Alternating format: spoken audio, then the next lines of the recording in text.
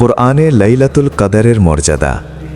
আল্লাহ তাআলা সূরা আল কদরে বলেছেন, লাইলাতুল কদর 1000 মাসের চেয়েও উত্তম।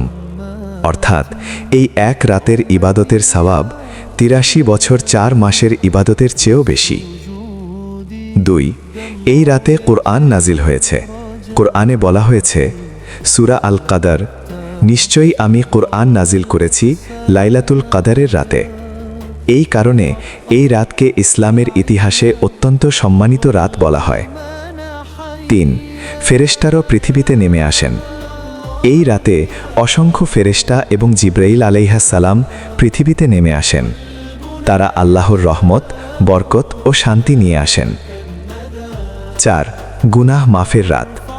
হাদিসে মুহাম্মদ সাল্লাল্লাহু আলাইহি সাল্লাম বলেছেন, যে ব্যক্তি ঈমানের সাথে এবং সওয়াবের আশায় লাইলাতুল কদরে ইবাদত করবে, তার পূর্বের সব গুনাহ মাফ করে দেওয়া হবে।